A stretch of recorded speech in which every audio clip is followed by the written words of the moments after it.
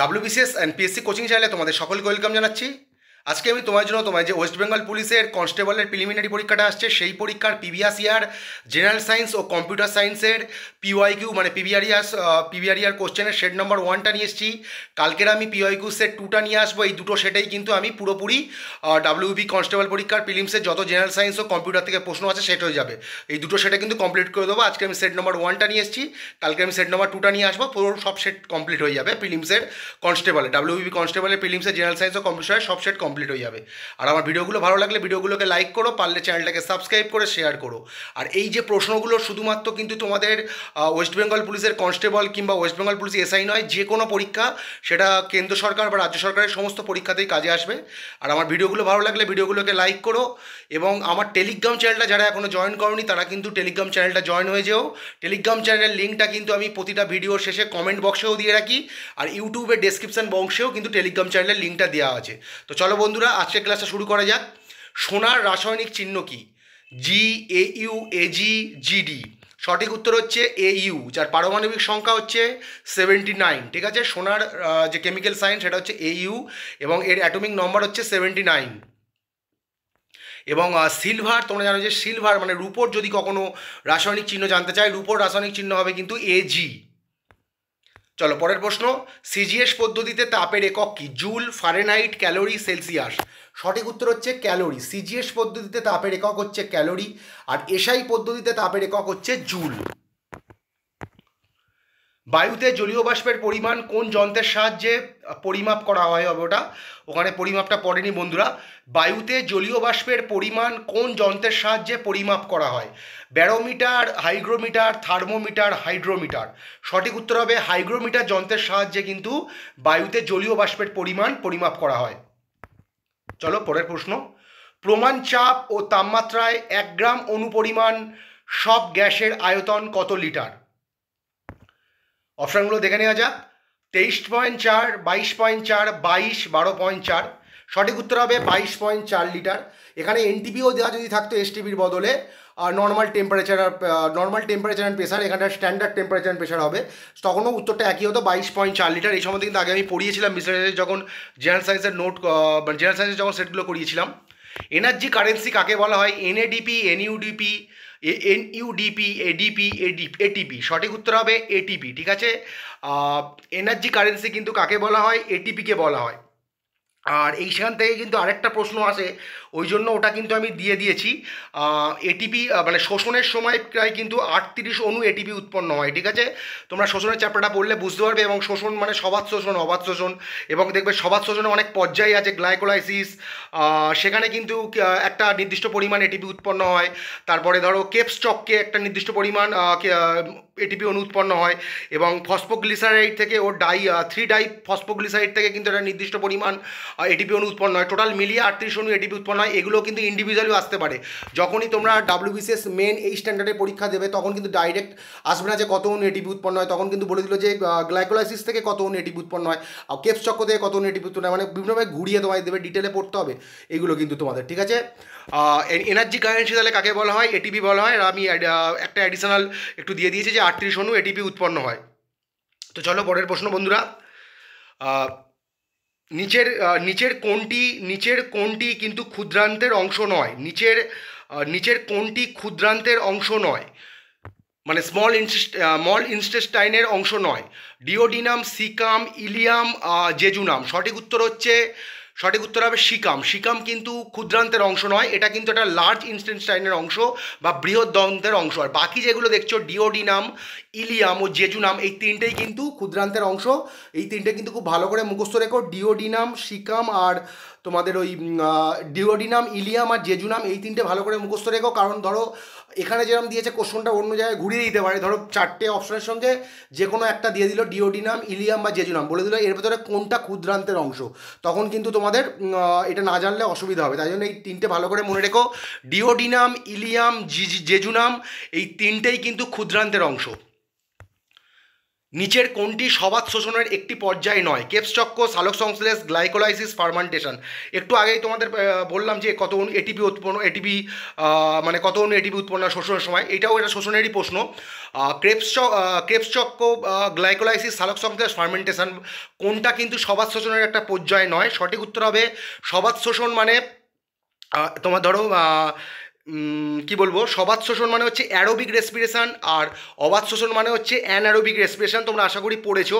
তা সবাত শোষণের কিন্তু কখনোই, ফার্মেন্টেশন কিন্তু কখনোই সবাত শোষণের একটা পর্যায় নয়। এটা একটু ডিটেলে পড়লে এর ভেতরে আর কি অনেক রকম ব্যাপারটা তোমরা বুঝতে পারবে। এখানে এইভাবে বলা আর কি সম্ভব নয় এত প্রশ্নের সঙ্গে।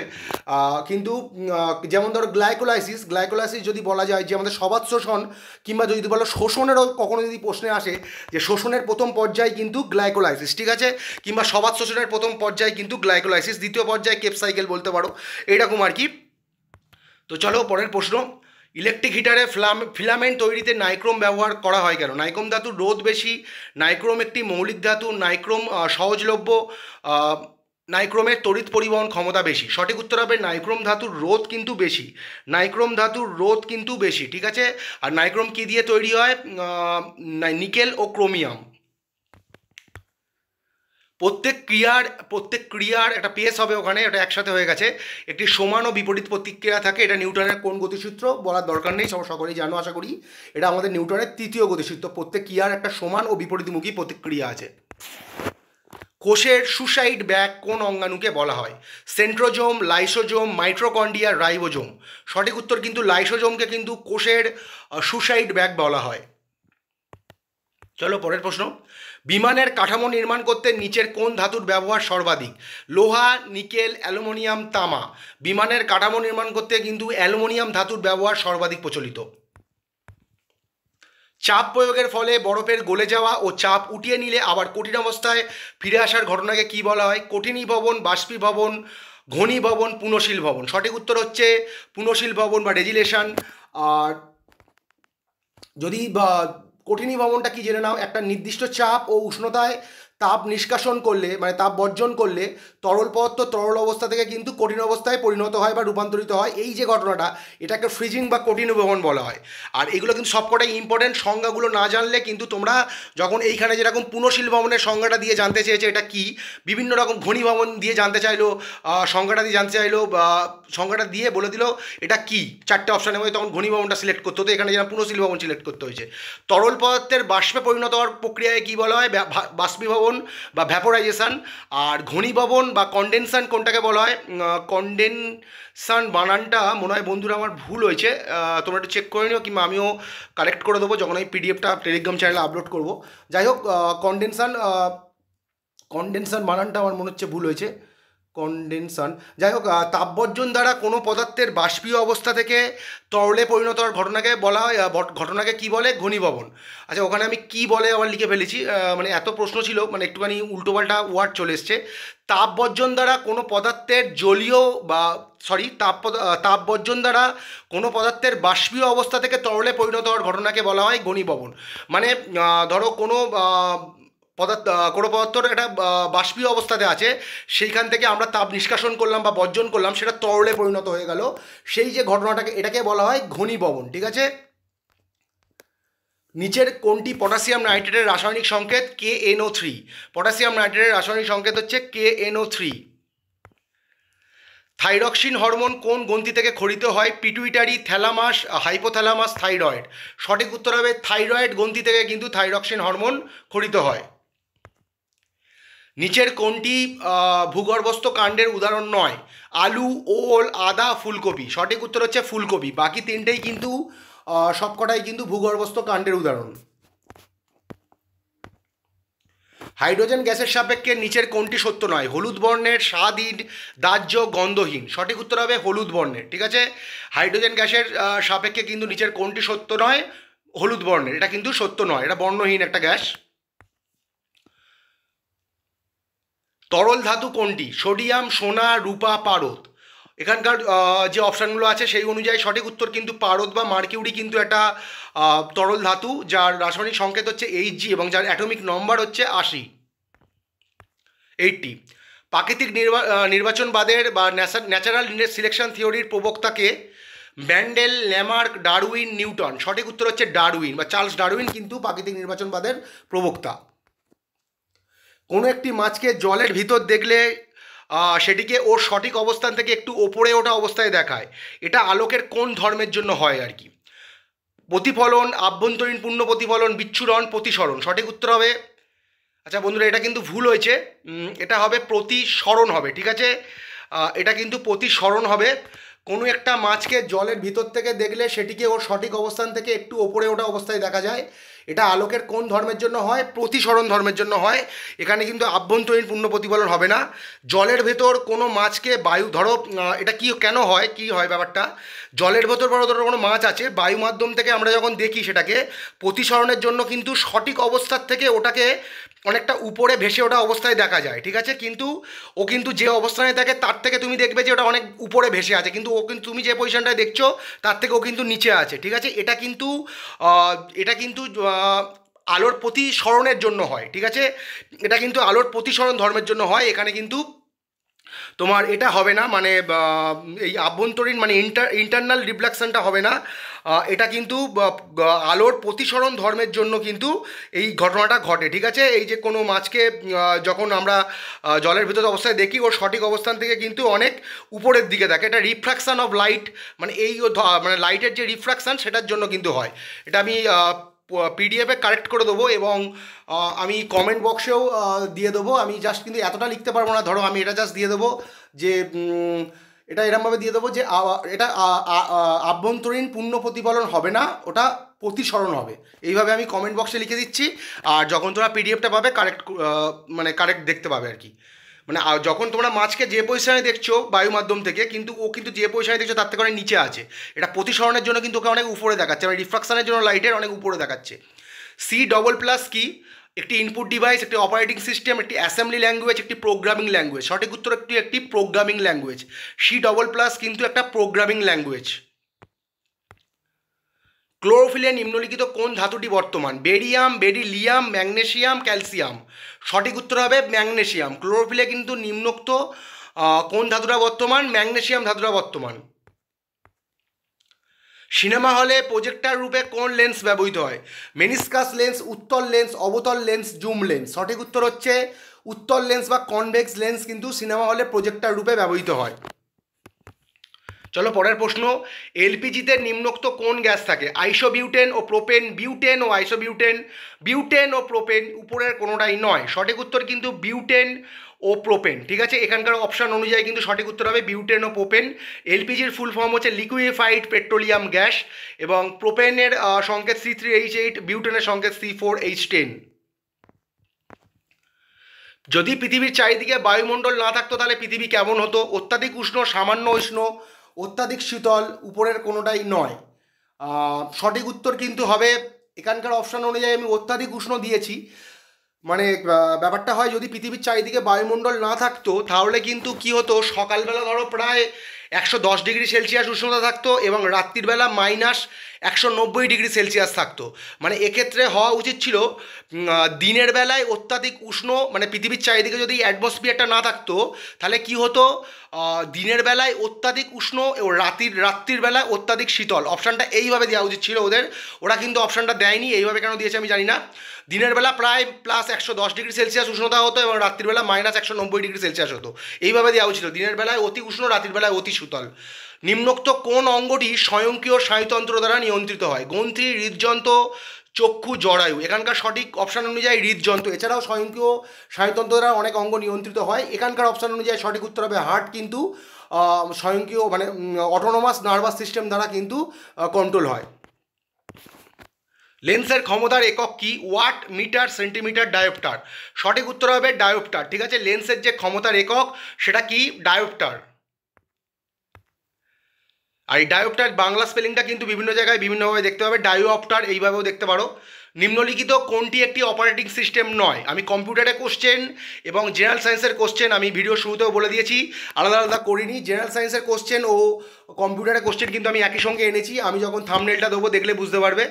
আর আরেকটা কথা, এখানে কিন্তু অনেক ডাব্লিউবি কনস্টেবলের প্রিলির সাথে মেনেরও প্রশ্ন ঢুকে গেছে, মানে লেডি কনস্টেবল, তারপর তোমাদের যে মেলের যে কনস্টেবলের প্রিলি পরীক্ষা হয় তার সাথে মেনেরও কিন্তু অনেক কোশ্চেন আছে।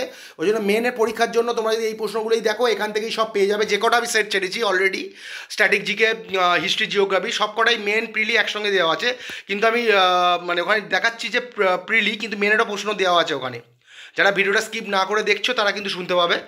নিম্নলিখিত কোনটি একটি অপারেটিং সিস্টেম নয়? DOS, Windows, Oracle, Linux. সঠিক উত্তর হচ্ছে ওরাকেল। কিন্তু উপরোক্ত যে চারটা অপশন আছে তার ভেতরে এটা কিন্তু একটা অপারেটিং সিস্টেম নয়, বাকি তিনটে কিন্তু অপারেটিং সিস্টেম। কোন মশা ডেঙ্গি ছড়ায়? ম্যানসোনিয়া, এডিস, কিউলেক্স, অ্যানোফিলিস। সঠিক উত্তর হচ্ছে এডিস, এবং স্পেসিফিক্যালি এডিস এজিপ্টি বলে যে মশার পেশিসটা, ওটা কিন্তু ডেঙ্গির ছড়ানোর জন্য আর কি মূলত দায়ী। নিম্নলিখিত কোনটি শক্তির একক নয়? Erg, joule, pascal, calorie. সঠিক উত্তর হবে পাস্কাল। পাস্কাল কিন্তু চাপের বা প্রেশারের একক, ইউনিট অফ প্রেশার। নিম্নলিখিত কোনটি কম্পিউটারে স্থায়ীভাবে তথ্য সংরক্ষণ করে? ROM, ALU, RAM, cache memory. সঠিক উত্তর হচ্ছে রম, রিড অনলি মেমোরি। রমের ফুল ফর্ম তোমরা জানো। আর অ্যারিথমেটিক লজিক ইউনিট, এএলইউর ফুল ফর্ম। আর র্যাম হচ্ছে র্যান্ডম অ্যাক্সেস মেমোরি। আর কম্পিউটারে স্থায়ীভাবে তথ্য সংরক্ষণ করে, সঠিক উত্তর হবে রম। ঠিক আছে। অডোমিটার যন্ত্রের সাহায্যে কি পরিমাপ করা হয়? বৈদ্যুতিক শক্তি, তেজস্ক্রিয়তা, অতিক্রান্ত দূরত্ব, এরোপ্লেনের গতিবেগ। অতিক্রান্ত দূরত্ব কিন্তু অডোমিটার যন্ত্রের সাহায্যে পরিমাপ করা হয়, মানে একটা ভিকেল যত পরিমাণ ডিস্টেন্স আর কি অতিক্রম করলো সেই দূরত্বটা কিন্তু এই অডোমিটার যন্ত্রের সাহায্যে কিন্তু পরিমাপ করা হয়। মানব শরীরের সবচেয়ে বড় অঙ্গ কি? মস্তিষ্ক, বৃক্ক, যকৃৎ, হৃদযন্ত্র। সঠিক উত্তর কিন্তু যকৃৎ বা লিভার। এটা কিন্তু আমাদের শরীরের সবথেকে বড় অঙ্গ, যে কটা অপশান আছে তার মধ্যে। এবং কখনো যদি দেখো যে অপশানে এসছে এরমভাবে না এসে অন্যভাবে এসছে যে লার্জেস্ট ইন্টারনাল অর্গান, মানে which organ is the largest internal organ, তখন হবে লিভার। আচ্ছা, এই সম্বন্ধে একটু গুরুত্বপূর্ণ নোট দেখে নাও। যদি কখনো প্রশ্নে দেখো যে মানব শরীরের সবথেকে বা মানব দেহের সবথেকে বড় অঙ্গ কি, চারটে অপশানের সঙ্গে দেখছো বৃক্কও আছে, ত্বকও আছে, তখন সঠিক উত্তর মানে অবশ্যই ত্বক দিও। যকৃৎ দিলে কিন্তু ভুল হবে। যদি ত্বক আর যকৃৎ একসঙ্গে থাকে আর প্রশ্নে জানতে চাই যে মানব শরীরের সবথেকে বড় অঙ্গ কী, তখন সঠিক উত্তর কিন্তু ত্বক হবে। ত্বক কিন্তু সবথেকে বড় অঙ্গ, তারপরে যকৃৎ। ঠিক আছে। আর যদি দেখো যে ত্বকও আছে, যকৃতও আছে চারটে অপশানের মধ্যে, কিন্তু জানতে চাইছে মানব শরীরের সবথেকে বড় আভ্যন্তরীণ অঙ্গ কী, তখন কিন্তু হবে যকৃৎ বা লিভার। মানে ত্বকও আছে আবার যকৃতও আছে, কিন্তু জানতে চেয়েছে সবথেকে বড় internal organ, largest internal organ কি, তখন হবে লিভার। কিন্তু যদি এই ইন্টারনাল অর্গান বা আভ্যন্তরীণ অঙ্গ এই কথাটা না থাকে, শুধু দেওয়া থাকে মানব শরীরের সবথেকে বড় অঙ্গ, যকৃতও আছে, ত্বকও আছে, তখন সঠিক উত্তর ত্বক হবে। আর ত্বক না থাকলে যকৃৎ হবে। ওভারঅল ত্বক আর আভ্যন্তরীণ অঙ্গের মধ্যে যকৃৎ, আর ওভারঅল যদি দ্বিতীয় সবথেকে বড় অঙ্গ ত্বকের পর কিন্তু যকৃৎ। আচ্ছা, ফল সংক্রান্ত বিদ্যা কী নামে পরিচিত? অ্যান্থোলজি, পেরোলজি, স্পার্মোলজি, পোমোলজি। সঠিক উত্তর হবে পোমোলজি কিন্তু ফল সংক্রান্ত বিদ্যা নামে পরিচিত। আর এই যে দেখছো স্পার্মোলজি, এটা কিন্তু বিভিন্ন ধরো প্লান্ট সিড সংক্রান্ত যে এডুকেশান, মানে মানে কী বলবো, education related to plant seeds, মানে বীজ সংক্রান্ত বিদ্যাকে পার্মোলজি বলে। পেরোলজিটা আমি ঠিক বুঝতে পারলাম না ওরা কি ভুল দিয়েছে কি না। আর অ্যান্থোলজি এটা কিন্তু মানে ধরো কি বলবো, অনেক কবিতাকে মানে কালেক্ট মানে কালেক্ট অফ কী বলবো, অনেক কটা কবিতা ধরো জমানোকে এটাকেও অ্যান্থোলজি বলা হয়। ঠিক আছে। কালেক্ট অফ মেনি পোয়েমস এরকম আর কি। তোমরা চাইলে দেখে নিতে পারো, আমার ভুলও হতে পারে। আর স্পার্মোলজিটা মনে রেখো, এটা কিন্তু study related to plant seeds. আর পোমোলজি কিন্তু স্টাডি রিলেটেড ফ্রুটস। ঠিক আছে। তো চলো পরের প্রশ্ন। স্পঞ্জ কি? উদ্ভিদ, জীবদেহ, ছত্রাক, জীবাশ্ম। সঠিক উত্তর কিন্তু জীবদেহ। এটা কিন্তু একটা অ্যানিমেল। ঠিক আছে। এটা একটা মানে সামুদ্রিক বহুকোষী জীব, একদম আদিম জীব বলতে পারো, আদিম বহুকোষী জীব স্পঞ্জ। পেরিফেরা গোত্রের অন্তর্গত। এটা কিন্তু মিসলিনিয়াসে আমি পড়িয়েছিলাম যে ধর চারটে অপশানে দিয়ে দিল, চারটে অপশান দিয়ে বলে দিল যে কোনটা পেরিফেরা গোত্রের অন্তর্গত, তখন সঠিক উত্তর হবে স্পঞ্জ। স্পঞ্জের সাথে আরও তিনটে অপশান আছে। নিচের কোন খাবারের মধ্যে কোনটিতে বেশি প্রোটিন থাকে? মানে নিচে যে চারটে খাবার দেখছো, চার ভেতরে কোনটাতে বেশি প্রোটিন আছে? সব থেকে বেশি প্রোটিন আছে উপরোক্ত চারটে যে খাবারের নাম আছে তার ভেতরে কিন্তু প্রোটিন আছে মাছে। মাছ, মাখন, লেটুস, দুধ।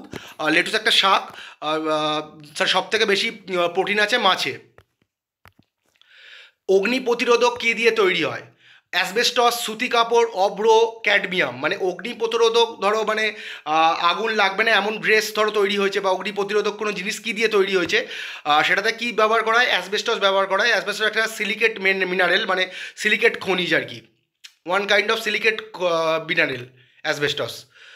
মহাকাশে কোনো মহাকাশচারী আকাশের রং কি দেখবে? লাল, নীল, বেগুনি, কালো। সঠিক উত্তর হবে কালো দেখবে, কারণ পেসে কি মহাকাশে কিন্তু কোনো বায়ুমণ্ডল বা অ্যাটমসফিয়ার নেই, তার ফলে কিন্তু কোনো আলোর বিক্ষেপণ হবে না, যে কারণে আমরা আকাশকে নীল দেখি, মানে আলোর স্ক্যাটারিং বা বিক্ষেপণের জন্য। ওখানে কিন্তু কোনো বিক্ষেপণ হওয়ার চান্স থাকছে না, যেহেতু অ্যাটমসফিয়ার নেই।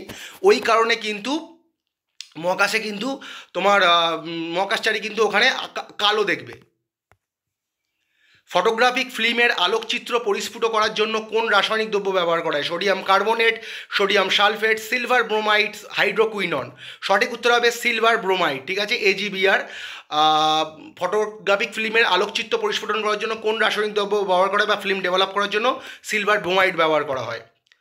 কিলোওয়াট ঘন্টা কিসের একক? ক্ষমতা, বল, শক্তি, ভরবেগ।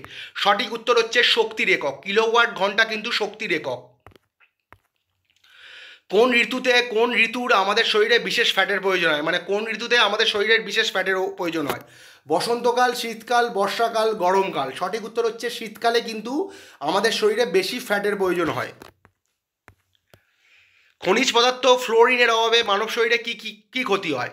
ক্ষুধামান্দ, মানে খিদে হয় না, গয়টার, দুর্বল দাঁত, অ্যানিমিয়া। সঠিক উত্তর কিন্তু দুর্বল দাঁত এখানকার অপশানের মধ্যে। আরও একটা রোগ হয় যদি দুর্বল দাঁত না থাকে, অস্টিওপরোসিস। এটা একটা বোন রিলেটেড ডিজিজ, মানে একটা হাড়ের রোগ, ঠিক আছে, বোন রিলেটেড ডিজিজ। অস্টিওপরোসিস কিন্তু হয় ফ্লোরিনের অভাবে, এবং দুর্বল দাঁতও হয়। স্যাকারিন কী দিয়ে তৈরি হয়? Phenol, propane, toluene, butane. সঠিক উত্তর হবে টলুইন। এটা একটা পেট্রোলিয়ামজাত পদার্থ, এটা দিয়ে কিন্তু স্যাকারিন তৈরি হয়। এটা কৃত্রিম মিষ্টতা প্রদান করে এবং চিনির থেকে অনেক বেশি গুণ মিষ্টি, কিন্তু শরীরের পক্ষে খুবই ক্ষতিকারক।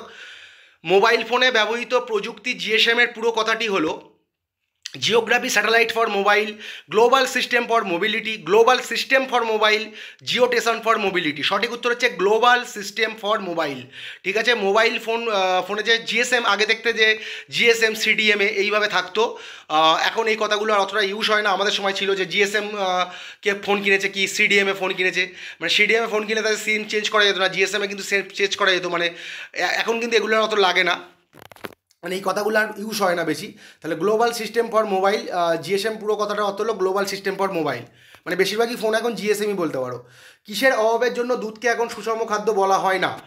1 মিনিট বন্ধুরা, সফটওয়্যার ডিস্টার্ব করছে। লোহা ও ভিটামিন সি, ক্যালসিয়াম ও ভিটামিন সি, ম্যাগনেসিয়াম ও ভিটামিন ডি, লোহা ও ভিটামিন এ। সঠিক উত্তর হবে লোহা ও ভিটামিন সি। লোহা ও ভিটামিন সি এর জন্য কিন্তু মানে দুধে কিন্তু পর্যাপ্ত পরিমাণে আয়রন ও ভিটামিন সি নেই, এই কারণে কিন্তু এটাকে কোনো ব্যালেন্স ডায়েট বা সুষম খাদ্য বলা হচ্ছে না। ভারী জল কি বা হেভি ওয়াটার কি? ওজোন গ্যাস মিশ্রিত জল, ভারী ধাতুর খনিজ মিশ্রিত জল, খনিজ মিশ্রিত জল, হাইড্রোজেনের আইসোটোপ দ্বারা তৈরি জল। সঠিক উত্তর হবে হাইড্রোজেনের আইসোটোপ দ্বারা তৈরি জল, ঠিক আছে। হাইড্রোজেনের যে 3টে আইসোটোপ আছে তোমরা জানো, প্রোটিয়াম, ডিউটোরিয়াম ও ট্রিটিয়াম, ঠিক আছে। এখানে কিন্তু ডিউটোরিয়াম, মানে হাইড্রোজেনের যেটা ডিউটোরিয়াম, যে আইসোটোপটা, মানে হাইড্রোজেনের যে একটা আইসোটোপ ডিউটোরিয়াম, সেটাকেই কিন্তু ভারী জল বলা হয়, ঠিক আছে। আর 3টে টোটাল আইসোটোপ আছে, প্রোটিয়াম, ট্রিটিয়াম ও ডিউটোরিয়াম, D2O। অন্যভাবে সংকেত দেখতে পারো। আজকে শেষ প্রশ্ন, 1 GB ইজুগাল টু কত byte? 10⁻6 byte, 10⁻9 byte, 10⁻3 byte, 10⁻12 byte. 1 GB equal to কিন্তু 10⁻9 byte. Actually 1 GB equal to কত মেগাবাইট হলে খুবই সুবিধা হয়, মানে 1024 মেগাবাইট, সেটাও আমি দিয়ে দিয়েছি, আসতে পারে, কিন্তু এটা কিন্তু 10⁻9 বাইট হবে। আর তোমরা জানো এই যে কত বিটে, মানে 8 বিটে 1 বাইট হয়, ঠিক আছে। 1024 বাইটে 1 কিলোবাইট হয়, 1024 কিলোবাইটে 1 মেগাবাইট হয়, 1024 মেগাবাইটে 1 গিগাবাইট হয়। এইগুলো কিন্তু তোমরা চাইলে দেখতে পারো, 1024 গিগাবাইটে আবার 1 টেরাবাইট হয়। এগুলো কিন্তু আমি হাইকোর্টের জন্য একটা ক্লাস ছেড়েছিলাম, ওখানে কম্পিউটার ও জেনারেল সায়েন্স একসঙ্গে ছেড়েছিলাম, ওখানে কিন্তু আমি ডিটেলে দিয়ে দিয়েছিলাম। তো চলো বন্ধুরা, আজকের এই পর্যন্ত। কালকেরে কিন্তু আমি জেনারেল সায়েন্স ও কম্পিউটার সায়েন্সের আরেকটা সেট নিয়ে আসবো এই কনস্টেবলের থেকে, সেখানে WB কনস্টেবলের প্রিলিমেন দুটোই থাকবে। সেটা হলে কিন্তু দুটো সেটে কিন্তু একটা সেট দিয়ে দিলাম আজকে, আর একটা সেট দিলে কমপ্লিট হয়ে যাবে। তোমাদের পরীক্ষাটা আমি ঠিক জানি না, যেহেতু তোমার 16ই ফেব্রুয়ারি, আমি শুক্রবার মধ্যে কমপ্লিট করে দিচ্ছি।